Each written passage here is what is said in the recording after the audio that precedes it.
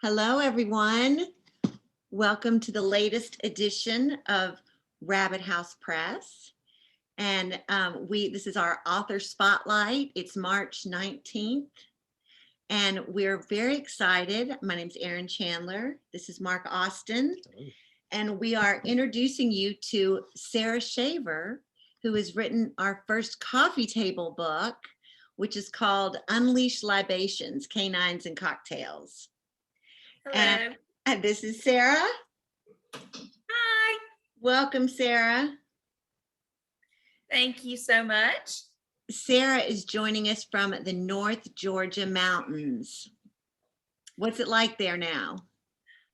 Cloudy, but it's getting to be spring, so it's really it's nice. Everything's starting to pop out, and the cold is going away. But yeah. Good, and it's nice here in Kentucky. Mark and I are joined. This is Mark Austin. He's a filmmaker and documentarian and actor who's based in LA, sometimes based in Paris. And he's visiting his home, Kentucky. And I decided to have him be a guest star and talk to us. He likes cocktails and he likes animals. I'm so excited. I mean, who doesn't? Exactly. Exactly. I'm going to back and forth. I'm going to share my screen now and show everybody the cover of this new book, which is out now on Rabbit House Press. You can get the book at rabbithousepress.com. Let me share the screen and show you all the cover of this beautiful book. Unleashed Libations, Canines and Cocktails by Sara Shaver. Now, Sara, what made you want to write this book? Well, it's kind of a passion project that came about randomly. I was on the phone with a client giving some advice, and my husband overheard, and it's one of those things, sometimes you give the same advice over and over to different people, and he's like, you seem to say the same stuff to all different people all the time. You need to start a YouTube channel. And as I'd gotten off the phone, I was walking over to the bar to make a drink, and I was like, I don't want to be on YouTube. And I said, that's too much pressure to have to do a show all the time. I said, we'll just call it Canines and Cocktails. And then that sparked my brain, and I was like, huh. And then I started, and then I figured out the Unleashed Libations. And in my head, I was like, well, I can't let this title go to waste. So I started writing down all the tips that I frequently tell people and tried to turn them into a bit of a kind of smart alecky way of presenting it. So Is a dog trainer, and she's bartended her whole life, and she's a dog trainer. So she put her two expertise. Yes. I have a question right off the bat. Yes. Is your client, was it a bartending client or was it a dog training client? It was a dog training client. Uh-huh. Yes. Lots of phone calls from dog training clients, and I'm a very good problem solver. I try to help as much as I can over the phone when it's not in person, but you know, it's can be trying sometimes, hence the cocktails after the phone call. Right. This, I want to show, I'm going to share the screen again and show a bit of the inside of the book so they know what we're talking about. Okay, so now, when you get this book you'll be able to get it on Amazon or your local bookstore, but hopefully you'll get it from rabbithousepress.com. And this is a little bit of the interior of the book. And Sara has combined her wonderful animals, like it begins, it's a few things for the bar. Now, what do we see here? What do you think needs to be in a personal bar? It's just a kind of a conglomeration of things. I've got pretty much anything you can want in my bar, but I know that not everybody, has all of those things. But it's just kind of a lot of different bitters, some different shrubs, things like that. You can actually make some of those, but this book doesn't show you how to do any of that. This is just stuff, if you can't find it in a store near you, you can go on Amazon or anything like that, a cocktail site, and get something that you like. But I like to have all kinds of different things because I let ingredients that I see at the grocery store, whether the fruit looks good or not, kind of drive me, or the herbs look, the herbs look good. I let that drive me on what I'm going to have that day. Sometimes the weather drives me too. So, it's just one of Yes, those things. I like to have a exactly. little bit of everything. And I think that you can use your imagination more when you have, a bunch of things on hand. Even if And you you don't have have a summer big drink. bar like I do, you can still, have a few different things to create different stuff. Now it starts with, now is this like I remember you said that this was kind of like a winter drink. What is this drink?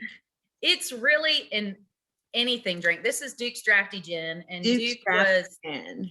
Duke was our American Bulldog that was just loved by everybody and loved everybody. He looked mean, but he was the sweetest thing you could ever see Here's in your Duke. life.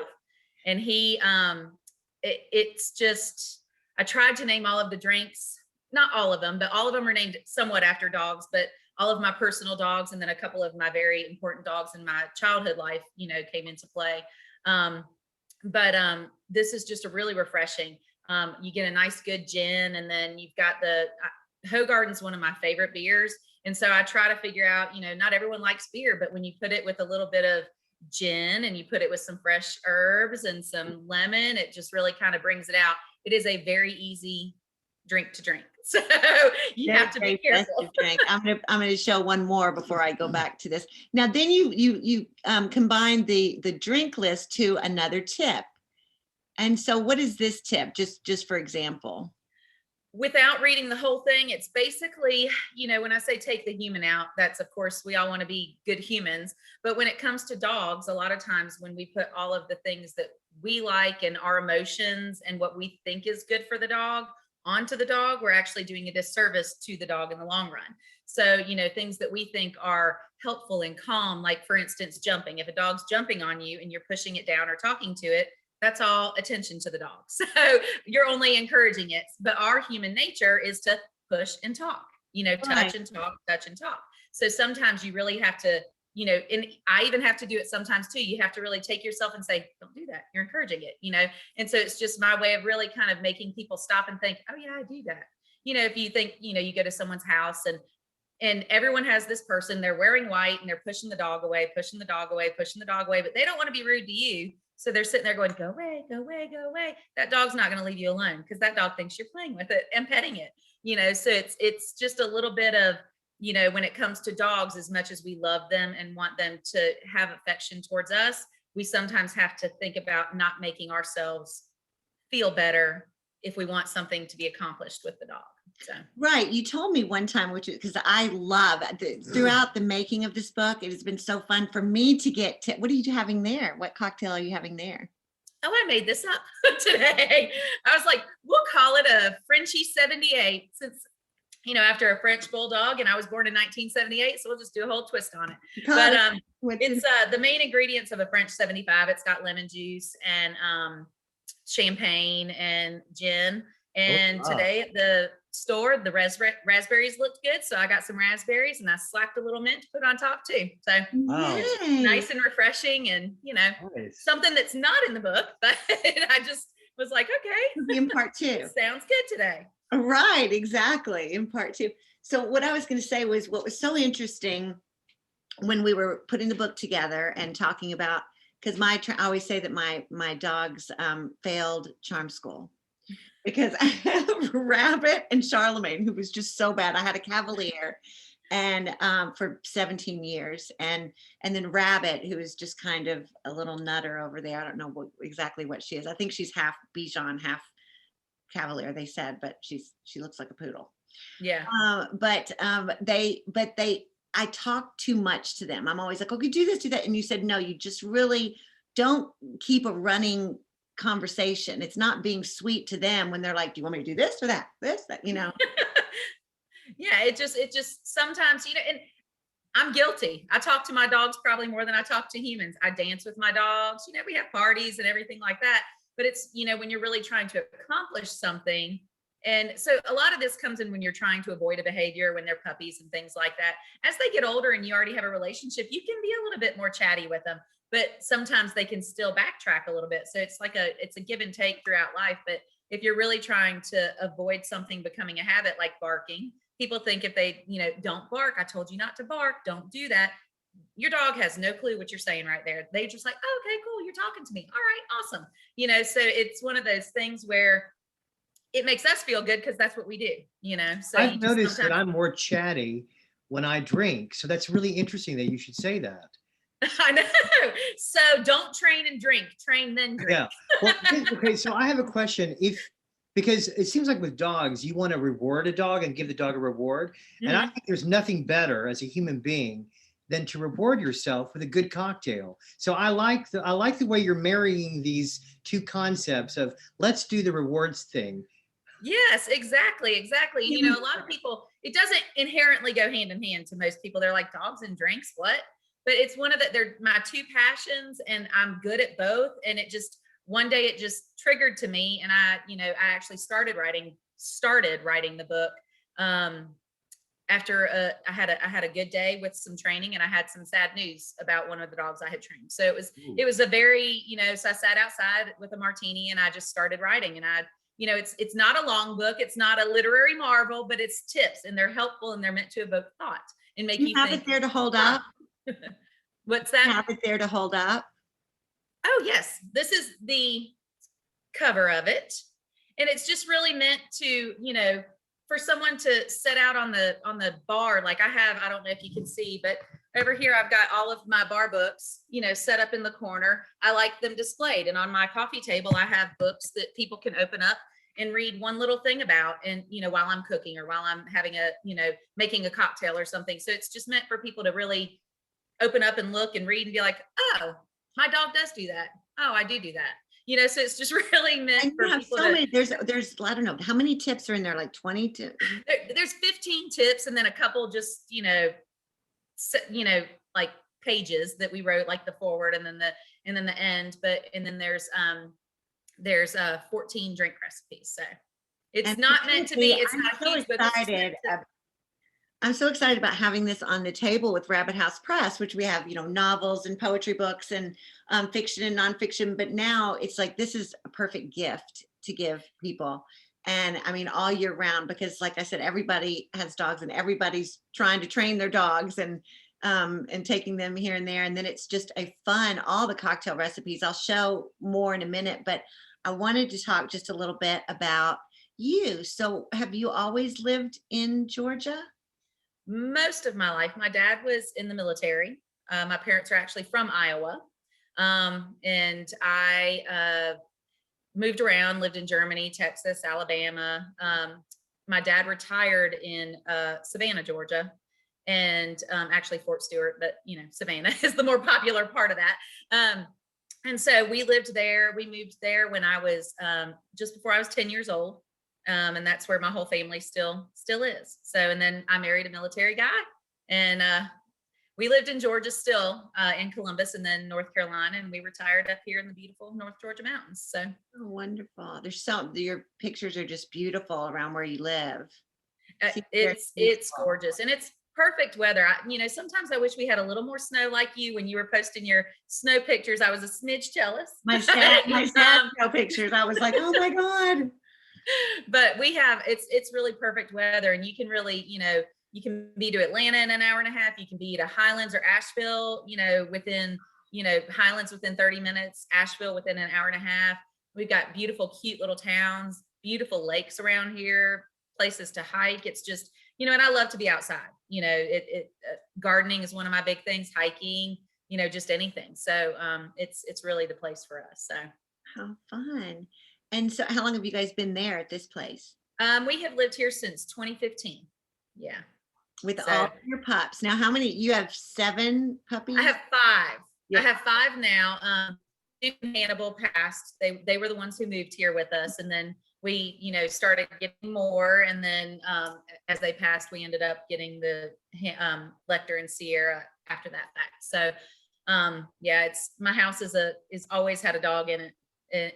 As long as I can remember. I was born to dogs. My mom always says she had a Sheltie that hated me when I was born. So apparently the first dog I ever came in contact with didn't like me, but every other one since then I've been really, really drawn to. Babies, Hannibal. That is, yeah, I have to say he was probably the best dog I have ever had. He was What made him so special? just everything. I mean, he was just not a lot of effort. He really trained very easily, but he was very loyal. He was very, you know, when we lived on the lake in North Carolina, I could just say to the house, and he'd run up to the house. And he was the kind of dog that would just stay by your side. He was husky lab mix. What kind of dog is he? Husky lab mix. We got him. One of our friends had some puppies. Their lab had an accident, and we ended up with him along with our bull mastiff Attila. And he was just, you know, when Attila passed away, Attila was a big presence, but Hannibal just really stepped up. I mean, from the day one he was in my lap. I don't know how many pictures I have of him even full grown laying in my lap. You know, he was my boy. Baby. And what cocktail did you dedicate to Hannibal? It's actually the Hannibal's Habanita, and I made that one up when we lived in North Carolina. I really got into using egg whites and bitters and things like that about 10 years ago. And that one was just, I love spicy stuff. I would say that was I have to tone it down for people sometimes, but I love spicy stuff. And so that was got tequila, Citroen. So it's an upgraded version of a margarita. It's got, you know, the egg white really mellows it out. A lot of people are scared to use that's that. bizarre. What's that? Egg white. I would never have thought of an egg white. It's traditionally in like whiskey sours. The lime kind of not cooks it, but it makes, you know, how kind of like a meringue would do, things like that. But it really creates a nice smoothness to the citrus. Versus, you know, sometimes the citrus can be sharp and burning going down and everything, but the egg white with the protein and stuff will really mellow it out. I'll tell you, if you go to an old speakeasy type restaurant or bar, and they do a lot of drinks with egg whites, you could have as many as you wanted. And if you have egg whites and bitters all night long, I will guarantee you will not have a hangover. It's just, I guess the mixture of the egg protein and the bitters being really good and medicinal. I mean, the real good classic cocktails, really with the fresh ingredients versus a lot of sugary mixes and things, it really mellows everything out and makes it much more enjoyable and puts the focus on the actual flavors of the alcohol versus masking things. So I like it because it's got like some sass and some spice, but smooth. So exactly. Would that be the personality then of? Exactly. Yes. Nice. He would bark at you when you first came in, like, who are you in my house? And then, you know, and he was definitely my dog. He wasn't the most social. He was always watching, but he was friendly to everybody, but he was just, he didn't care about people. Duke was the one who was like, hey, who are you? You want to pet me? Okay. You know, so, but he was definitely Hannibal on, did you have Hannibal on a leash much? This next tip is about when you're trying to figure out how to have your dog on a leash. I did. When we walked, we did. Now, when we were around the house and outside of the yard and things, I could, you know, voice recall him. But I do a lot with leashes, even with my own dogs, as much as I trust them, because I don't trust other people and their dogs. So, you know, you just never know what you're going to encounter on a hike or, you know, down a street or anything like that. If you have a rude walker, use a retractable. Exactly. Yeah. You know, I mean, people in every trainer I talk to, I've even talked to vets who are just firmly against it. And everyone thinks you're giving the dog so much more freedom when you have a retractable leash. But it's really a hazard. It can really, I've seen very hurt people and very hurt dogs from retractable leashes. If you think about how far away that is, you can't rein them in if they go to eat something they shouldn't be eating, or if another dog comes up, or if a car's coming and you forget to lock it. You know, things like that. It's just your dog is going to be more attached to you, and you're going to have a better relationship with your dog if you actually are controlling the walk. No matter what kind of session I'm having, it could be an old dog, young dog, shy dog, mean dog. The very first thing I do with everyone is watch them walk their dog.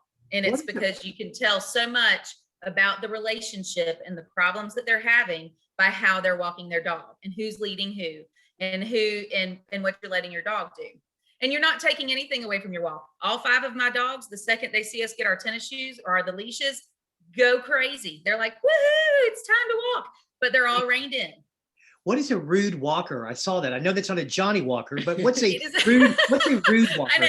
Here I'm doing a canine, a drinking. I'm trying to, like, you know.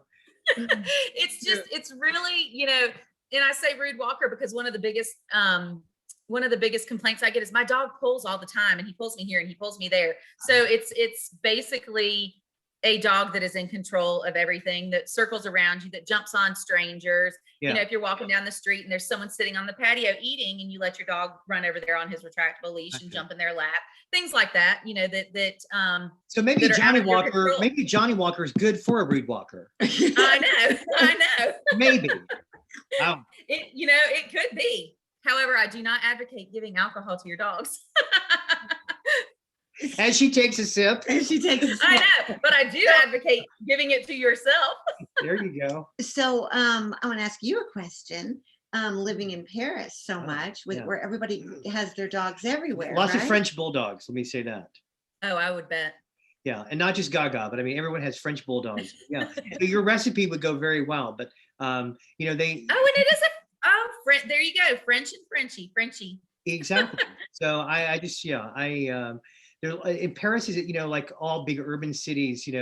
Dogs are such a huge part of people's lives to get you out to walk, and Paris is a city where you walk. So lots of dogs, and what I always find is it's always interesting to see the person and their pet, because so often they kind of mimic each other, and it's always, every now and then you'll get that kind of odd mix match of like, well, that shape doesn't go with that shape, and so yeah, and it's dogs emulate you. If you've got a real tense person who's high strung, who's walking their dog like this, your dog is going to be exactly that way. Yeah, I've had clients that I have trained their dog, and they're so impressed. They're like, oh my gosh, she's doing so great with you. Look at this. The second, and I mean second, I hand the leash to them, instant bouncing all over the place, pulling this way. They learn, they feel you through the leash. So everything that you do, your energy and everything, they feel that. So the more confident and calm you are and more in control, of course, the easier their life is in reality. So okay. So this is funny because my mom has a dog, and I've noticed that when she talks to her dog,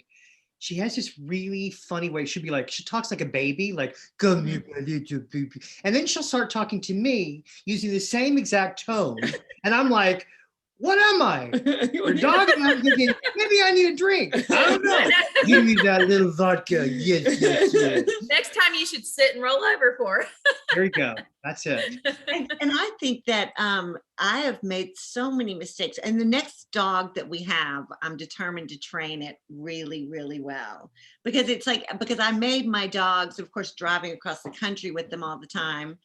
And so Mark is popping in saying yes. We need some food. The dogs have been sort of like my best friends instead. And so, as we're driving around and driving across the country, and I have not been the authoritarian, because they'll listen to Mark and they'll listen to somebody else, but Everybody except Erin. Everybody but me. And I think that's just because they think I'm one of them. And you can have that balance.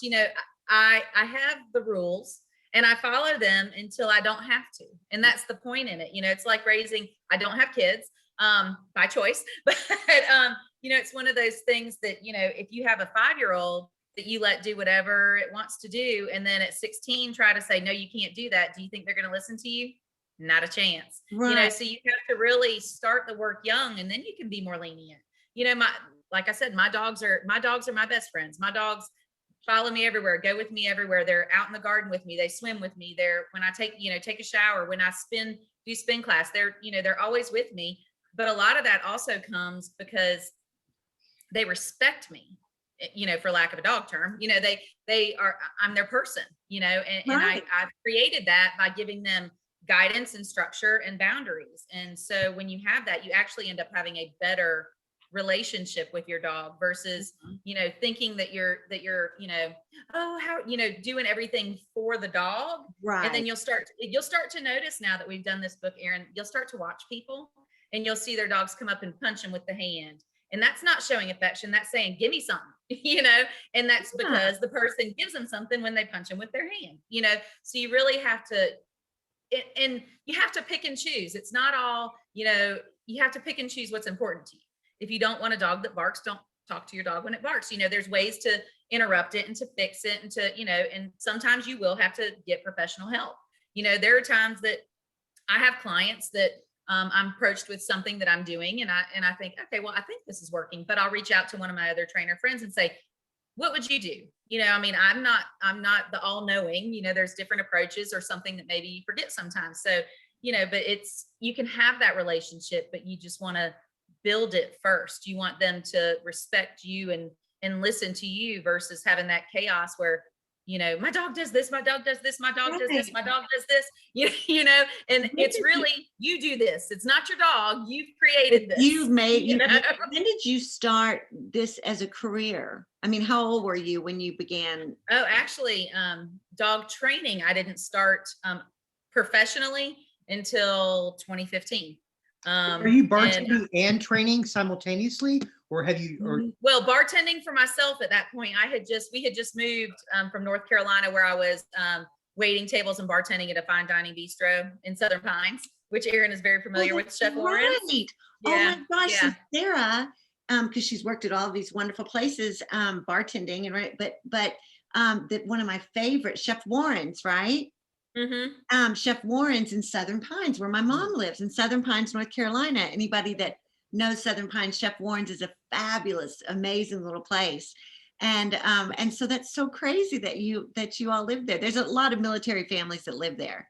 Was your husband There is, and it's there? big golf town. I mean, it's just she's incredible chef, and Marianne. It was just an incredible restaurant. They know everything about wine and cocktails and food, and it's just I learned a lot about.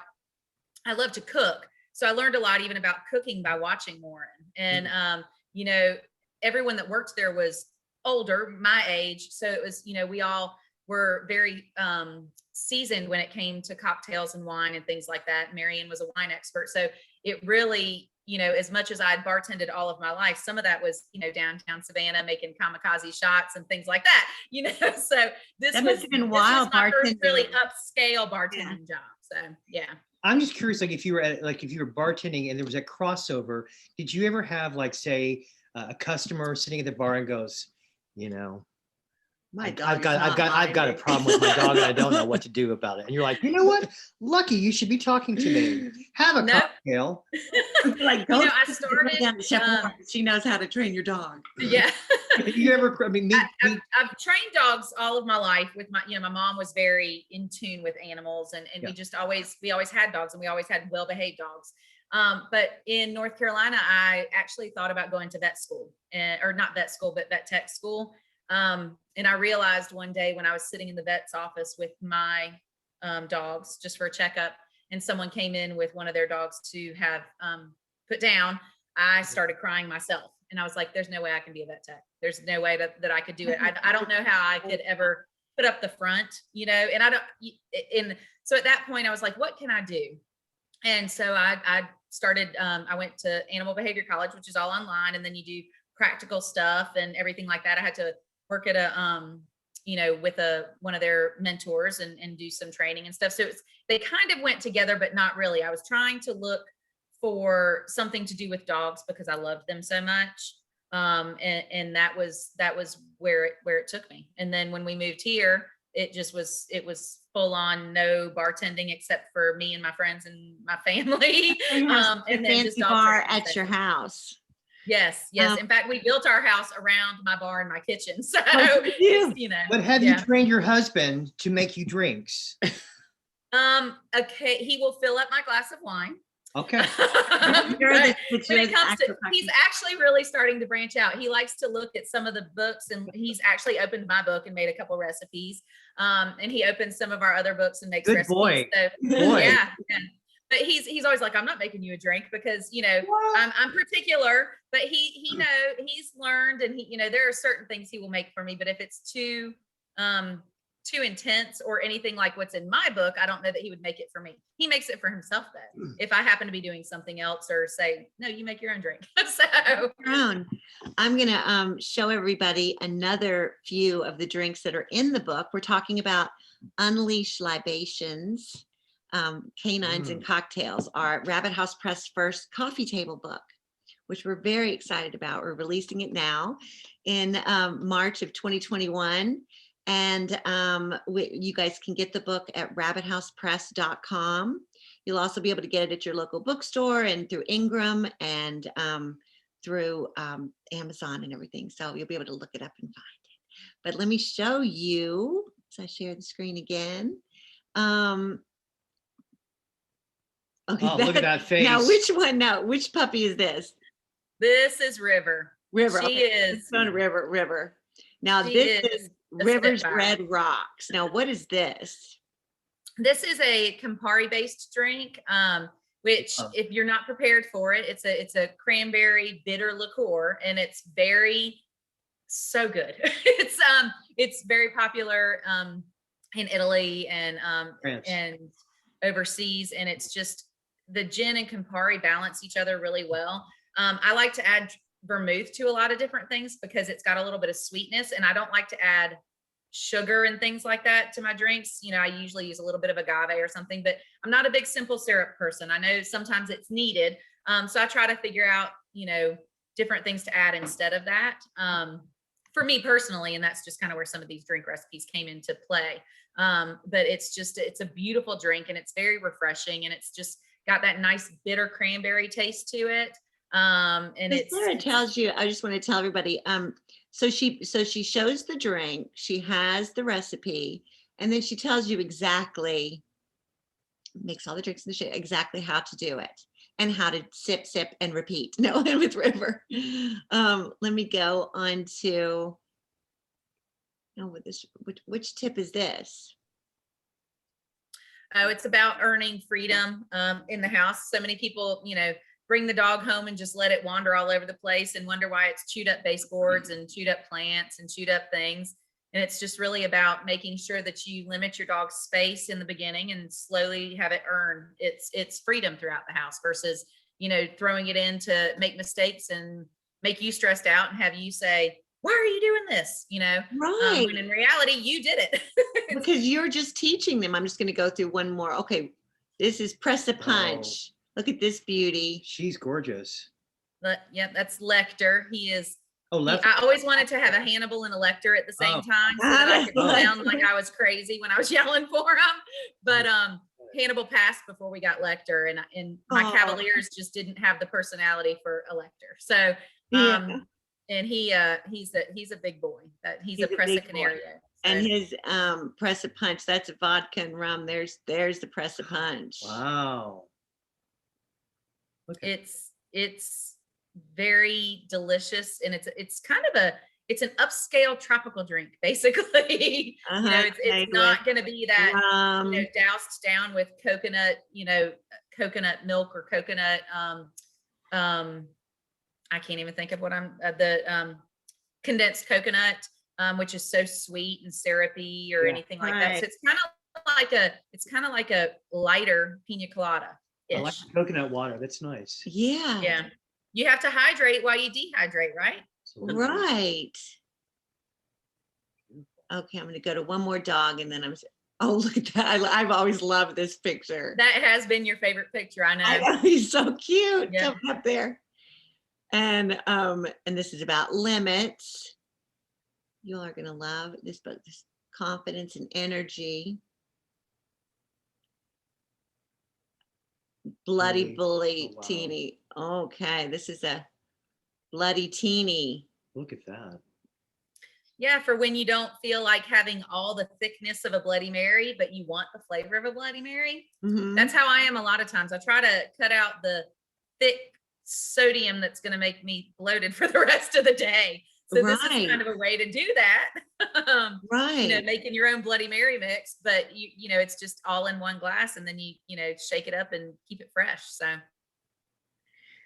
How wonderful. Okay. And then, oh, look at this. And then there's just a good old fashioned glass of wine. And Biddy girl.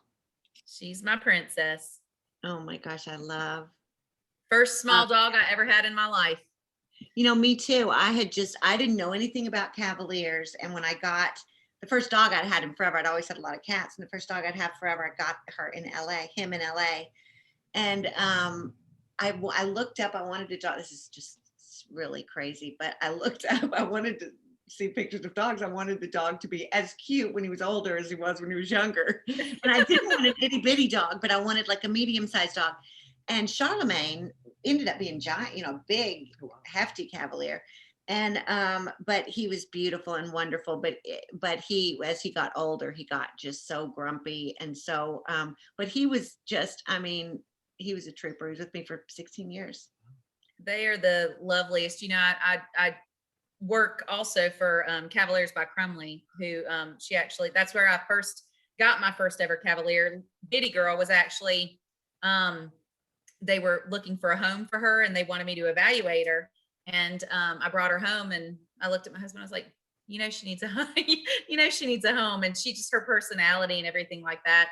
So, it's a lot of this book actually comes from some of the work that I do for Cavaliers by Crumley. A lot of it's training, new pet owners or pet owners that have had big dogs and are graduating to small dogs. So I do a little 4 to 6 week training program with the puppies. And then I also continue to train the owners for forever. I'm there to help them throughout. So that's part of what I do as well. And it's just, it's made me fall in love with the breed. And I can't believe, if anyone who watches this that knows me from my past or just knows me and my personality would never think Sarah would have a small fluffy dog. And I have 3 small fluffy dogs and they are still fluffy. Love them.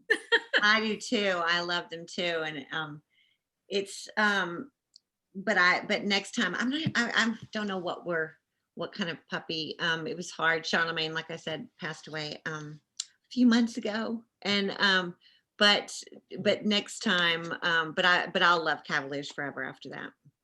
Yeah, it's, and people do have to, think about that. And you say that, so it opens up another statement. A lot of people get dogs not knowing what they're getting. A lot of people will get golden doodles because they're the popular thing to have right now. Well, you don't think about that. You have one of the smartest dogs in the world with one of the most energetic, fun loving hyper dogs in the world. And it's mixed together. They just think, oh, this is a popular dog and it's cute when it's a puppy. Well, they get very big. And if you don't start training young, you are going to have a very large jumping smart dog that is going to outsmart you every which way, from Sunday. So, people really need to think about what they're getting, even if you're getting, a rescue dog or a breeder, a good breeder. My best friend, Junie in San Francisco, she has a golden doodle, Marvin, who she walks all the time. But what is your best advice for training a golden doodle? Start young and be consistent. It's with any dog, really. You start young. And if you get an older rescue dog, you can still start with things, but you just really want to start with being very cut and dry in the beginning with whether it's a puppy, whether it's an older dog. Cause if you put your mindset around the fact that this is what I want my dog to become and start building it towards that, then it will. And then you can start to be more lenient with it versus saying, you're cute, do whatever, and that's where people, fall short so much is they don't do the work. If you start now, you can stop doing as much work way sooner versus calling me when your dog's a year old and he's digging holes in the yard and you let him dig holes in for a year. And you'll be drinking for the wrong reasons. And what we want is to be exactly training tips and drink all these great recipes. I thought I'd have Rabbit on here since exactly. Rabbit with his new haircut. I didn't realize that we were doing this recording. I didn't get the haircut for the recording, but my goodness, she's all gussied up. She was all fluffy. See, what kind of puppy do you think that she is? Painful. She does look like she could have some Bichon in her. I do, looking at her just off site, I would say poodle, but I do see where they could say some Bichon. I don't really see any Cavalier, but I don't, that's so many dogs are so many different things. So, Yeah, they had said that she was part, they weren't sure. They said, I think she's half Cavalier, half Bichon, but she is, she really minds well, to tell you the truth. She minds, if I ever say, come on or do anything, she minds. She's very scaredy and she never had a traumatic childhood. I mean, I just got her from the litter. She was like the little tiniest of the litter. Yeah. But she's scared of her shadow. And some of that, did you get her from a breeder or a shelter? I got her from I will from now on get her from a shelter, I promise. But I got Rabbit from I took Charlemagne to get a bath and it was the Chinese New Year. And it was the day, it was way ages ago. And it was a day to like look for the future and make something positive in your life. And she had like all these little white puppies on the floor. And this was at a place where I was just giving Charlemagne a bath in Chevy Chase. And I just picked her up and I had to take her home with me. And I took her home. And so, and some of that, some of that could be an approach of, a lot of times when you have a shy dog, when they're puppies, you really have to, and based on what I know of you, you probably are very, it's okay, come on, let's go, it's okay. And a lot of that is affirmation versus you being confident and just kind of like, oh, brush it off, so a lot of, when you've got a shyer dog, you have to approach it, differently and be more confident and just like, come on, let's go, it's good, come on, let's go. Versus lowering your body and lowering your voice, because that kind of thing is affirmation. It's basically saying you're right to feel this way right now, but to us, we're trying to cope. Come on. And that's part of where take the human out too, because our nature is to make it better. But the way that you make it better is to give them confidence and help build their confidence. And that was something I learned from this book so much was you talking about how you take not feeling guilty that you're not, punishing the dog, but being stronger and more affirmative. They gain so much more confidence, and that they love. And I always feel like I'm always like, well, Mark, you're so mean. They love you more than me, because he's like because they mind him so well, and so it's like they're more aggressive. Not this Mark. There's two Marks. So I was like, wait. Two Marks here. No, she means the horrible Mark. The voice in the background. The background camera means this is. And the guy on the back of my book. It's like I'm in bed and go, oh, I want to be next to Mark because he's the one it comforts me and saves me. Comforts. And I've made the mistake, which I'm not going to make in the future, of just like you said, when they're nervous, like, oh, you just go, no, you don't match their feeling with exactly. And it's some of the things people can read and think, oh, that's just so mean. No, just be realistic. Think about it in a realistic way, and it makes sense. Think about it in a kid way. If you fall and scrape your knees, who's the tougher kid? The one who's like, oh, come on, or who starts crying? The one who, you're like, oh, it's okay. And even if they're not hurt that bad, you still make them feel like they're hurt. So, you really have to, you want to set them up for confidence and for success instead of save everybody from fist fights. Uh-oh. What I'm loving what I just saw, because this is all new to me, the book, but I love how you have these tips. And I think what's great is you can, if you're training a dog, you can, you can kind of take your time in this book and read a tip, kind of practice it, really work with your pet on mastering this tip. And then the reward, again, I'm talking about reward, is going to be that drink that follows that tip. And I love that idea of kind of exploring all these wonderful, kind of life lessons for the dog. But at the same time, you as the owner are getting also a reward. It's like your little Exactly. And then if things don't turn out the way you want, then you're getting a little bit of relaxation. Yeah, exactly. And relaxing and I want to show one more thing of a few of the dogs and a few of the tips. And then I want to talk to you a little bit about how we're going to put this book out and get it out into the world. One moment. Okay, share. And here we go. There is Bitty Girl. Okay, now what is Cece's Mist? What is the Cece's Mist? It is like the best White Claw you'll ever have in your life. It's vodka. I always have to, if you, even cooking, I can't leave anything how it is. So if I have a White Claw, I'm going to make a different version of it. So it's the vodka, the Cointreau. And I like to, instead of simple syrup, I will use a sugar cube if I've got enough, citrus balance and the bitters balance and things like that. And I love bitters with a sugar cube. It just muddling it in there with the lemon wedges just really brings out the flavor of the lemon and the rind and everything. and then mixing the lemon and the orange with the garnish, but adding that, you could do plain soda water, but what's the fun in that? It's more fun, Right, it's more fun exactly. to add a That was White Claw. beautiful. I feel like I created Photographer, White Claw because I started drinking this, vodka and soda water with this, orange years ago. you guys, this, everybody was joining you with cocktails, so it's a little harder to be quiet and over here for the in the thing. Okay, now these three, but I had a question for you right before I was Yes. gonna say that, and that was, oh, what was I just gonna say? They made me lose my thought. Okay, well, go ahead. This is River, Redford, and Bitty Girl. Yes, my 3 calves that the second I sit down are on top of me.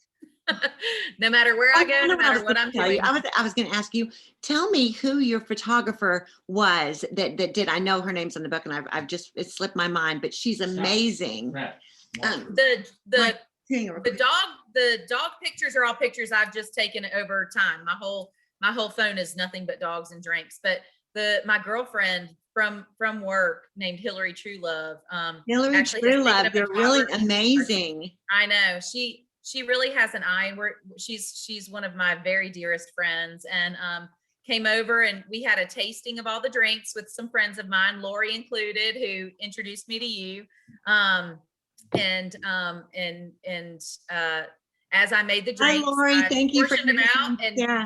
took a picture and then portioned them out and everyone tasted them. So. Oh, that is so beautiful. This is just really, truly a beautiful book and so many amazing tips.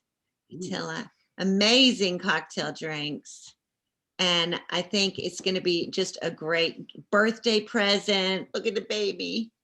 Bridesmaids bags, anything like that. Bridesmaids bags. What is this right here? It's the last one I look at. This one is the Moscow Watchdog. It's my version of a Moscow Mule. So, but it's to me better than a Moscow Mule because it's less sweet than a Moscow Mule, which you'll find that I tweaked some of these so that they weren't just things that I liked, which is why I had all different palettes come and taste. But I like things to be less sweet and more focused on the liquor. So instead of ginger beer, I use ginger liqueur and fresh ginger. So it creates that real sharp gingery taste, but it's a very light. This one could be winter sun. That one, you could drink this all year round, but I love that recipe. Yeah, it's very fresh and delicious. It's whiny. Oh, this is for your Weimaraner. Yes, I grew up. My first love of dog was Weimaraners, and one of my brothers actually still has one, but we had a few in my life. I love that collar around the glass. That's great. Oh my God, I know, that was really cool. Shivas, this sweetheart, sweet little lab who would chase a ball until the ends of the earth. He was my mom's dog. He stayed in the garden with her all day long, and he ended up getting hit by a car when he was chasing a ball and lost his leg, but he didn't skip a beat. He lived until he was like 12 or 13 running on those 3 legs. What drink did you have for him? Chivas is the affinity for Chivas, which is a Scotch based drink. Oh, no, that was River's drink. No, that's just a drink. That's just a drink. It goes on. I want to say, and this is the affinity for Chivas, which is the one on the cover. Oh, that was a Chivas. Well, I want to say a giant and huge, which we should have said right off the bat here. Thank you to Brooke Lee. Yes, who designed this beautiful book. Brooke, we love you. Thank you so much. She's designed a lot of Rabbit House Press books. And she just went above and beyond with this one. It's just gorgeous. I'm so proud of it. Yeah, I'm excited. It's a passion project of mine that, like I said, it all started with the name. My mom had been pushing me to become a dog trainer for years, and my mother-in-law had wanted me to make a drink book for years, as long as I can remember. She's like, you need to do that, Sarah. And so I was like, no, everyone does that, but then when I finally thought to put the two ideas together, I was like, I've got to finish this. And it's something I knew that I could do, and I wanted it to be pretty, and and I hope that people enjoy it, and I hope people find it helpful. I did it, to finish something that I would be proud of, and I do hope people enjoy it. So I think they will. And you're going to come. We're going, as soon as COVID is over, we're going to have some in-person book things. And we're going to have a reading at the Carnegie Center, and we're going to get Sarah here to Kentucky. Nice. And Oh, I I can't know wait. that you will have in-person things in Georgia all over, and just wherever that we find ourselves, it will always be on the table at Rabbit House Press and on our website. And And I- Sarah, I am so excited. I hope that everyone will come to the website, rabbithousepress.com, get this beautiful book. Mm. And Sarah, I've one of the best things is meeting authors and meeting creators and artists, and in this coffee table connoisseurs, dog training connoisseurs, and cocktail making, all these people, and getting to know you has been really wonderful. that feeling is very, very duplicated. Yeah. It's been a pleasure, and I'm very thankful for Lori for introducing me to you. I'm very thankful for Lori too. And you guys are going to come visit us and stay in the B&B and visit Kentucky. Very excited. It's been a project, and meeting you actually helped me finish it. It was like, I'm going to do it. I'm going to finish it, so it's Gorgeous. It's all just like I'm saying, it's all high-end recipes and really wonderful training tips. And so it's something that, I think everybody, I would love to get as a gift myself. So I think other people will. Well, I hope so. And I'm very thankful and hopeful and grateful for you and for everyone who has helped me along the way and who will help me in the future. So it's surreal, to say the least. I know. Well, it's all good. And so we'll start getting the book out there. And Mark, thank you for joining me. My pleasure. Thank you, Mark. It's a pleasure. Such a treat to get to know you, and I love seeing the cocktails, and I can't wait to make them. I know. Go drink some now. Good. Okay, Sarah. Well, I will talk to you soon. And All right. Wait, what's the name of the book again? Unleashed Libations, Canines and Cocktails. That's it. go get it. Yay. All right. Thank you all for watching. All right. Cheers. Take care. Cheers. Bye. Bye, Sarah. Bye-bye.